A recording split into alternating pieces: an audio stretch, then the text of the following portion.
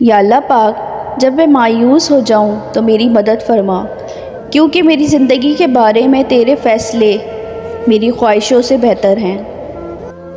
اے اللہ، تجھ سے میں مانگ لوں کہ تجھ سے بہتر تو میرے حق میں کچھ بھی بہتر نہیں۔ سورہ یوسف مثال ہے، وہ آزماتا اسی چیز سے ہے جو تمہیں بے حد پیاری ہوتی ہے، تاکہ اس چیز کے ملنے کی تڑپ تمہیں اللہ سے ملوا دے۔ میرا اللہ دیر تو کرتا ہے پر کبھی مایوس نہیں کرتا۔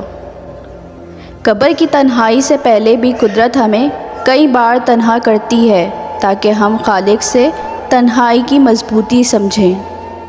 تم مانگو مجھ سے، تمہارا مانگنا اچھا لگتا ہے مجھے، تم کیوں پریشان ہوتے ہو؟ کیا میری قدرت پہ یقین نہیں ہے تم کو؟ میں تو تمہاری شیرک سے بھی زیادہ قریب ہوں۔ جب تم اپنی ماں کی نیت پر شک نہیں کر سکتے، اس پر کیسی بے یقینی جو تم سے 70 ماؤں سے بھی زیادہ پیار کرتا ہے۔ اللہ کی طرح آپ کو کوئی بھی نہیں سمجھ سکتا۔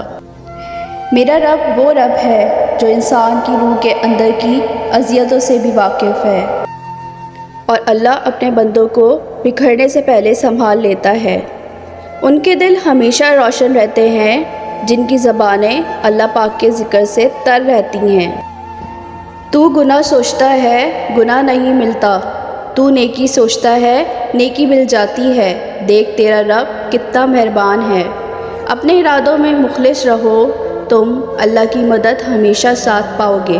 اور تقدیر اللہ کے ایک اشارے پر بدل جایا کرتی ہے، تم یقین تو رکھو وہ بہتر لے کر بہترین دے گا۔